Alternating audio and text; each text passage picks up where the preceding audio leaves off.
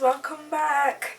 Thank you so much for tuning in. Don't forget to leave a like, a comment if you find the video helpful, and don't forget to subscribe and join the counselling family.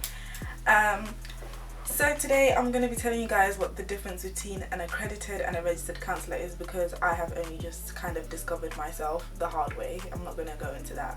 So there is a very small difference between the two, and obviously the highest level is accredited, or senior accredited rather, and then before that is registered. So let's begin with the registered, because that's what most of us will become in a year or two, or whenever we graduate or finish our courses. So there's a list I'm gonna just read off. So in order to become a registered counsellor, you need, I believe, to have at least 100 supervised client hours, and then you need to have done a certain number of personal therapy hours.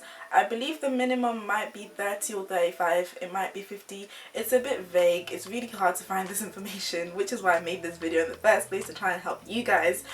But from what I can see, you need to have had a certain number of personal hours of personal therapy. I couldn't really find it on the BACP website, but you need to have done some, let's say, if you're trying to become registered, just try and get at least 50 hours of personal therapy. Just go with that maybe. Unless you can maybe speak to someone who's a counsellor or therapist and ask them. During your training, you need to have had 1.5 hours of supervision every month. That's a minimum. So on my training course right now, it's usually equivalent to, for every 8 hours you spend with the client, you spend 1 hour with your supervisor. On the BACP website, it also states that you need to have done at least a 1-year full-time course or a 2-year part-time course in order to become registered.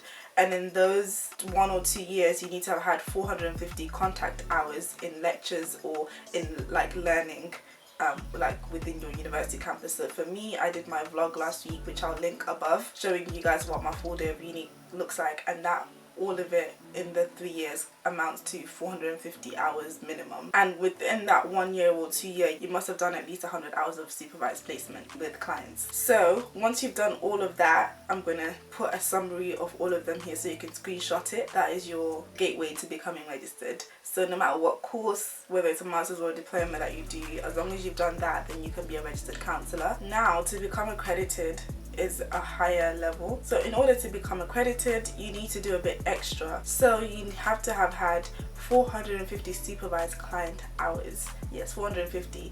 So on my training, the lecturers say that we need to do at least 200. We can go up to 300 because it's a must that after your course, at least 150 hours are done after the completion of your training. So if you're doing a 1-year course, 2-year course, 3-year course like I'm doing, you can do a maximum of 300 supervised client hours, and then the other 150 can be done after you've graduated or after you've got your qualification.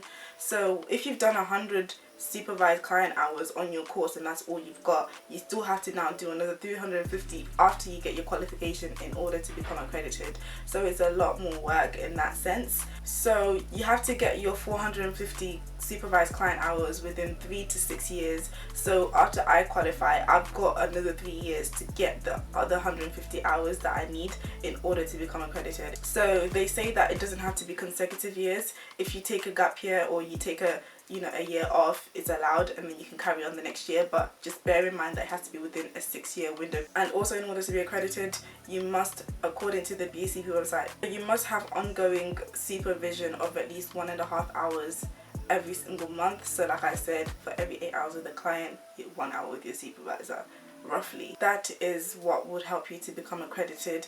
Obviously they would do a few other things. I think you have to they'll have to observe you and monitor you and stuff like that to see how competent you are on your own and how ethical you are before you get accredited. But that is just like the basic checklist that you should meet before you can even apply for accreditation. And even after you're accredited, even after you're registered, you still need to continue to have supervision. It is unethical for you to not have supervision as a practicing therapist or counsellor. It is not right. No one's really really gonna check. They may check in here and there. They do like random check-ins to see that you're doing it, but even if they don't, they trust you enough that you are doing it. So yeah guys, that is the difference between an accredited therapist and an registered therapist. I personally hope to become accredited. That is what I'm working towards. It also helps trainee therapists like myself to have options for counsellors to see, because my course is a requirement that I'm with an accredited therapist for my personal therapy hours, and it's still hard to find them because there's not enough of them. So I would urge all of us to kind of become accredited so that, you know, there is more people and more ethical, I guess, therapists out there, and there are more options for student therapists to find a therapist within their area that they can go to for their course. So yeah, thank you so much for tuning in. Thank you for subscribing. Thank you for liking and leaving a comment, and I will see you guys in next week's video. Bye. And also it helps student I remember reading about it myself. Didn't know that.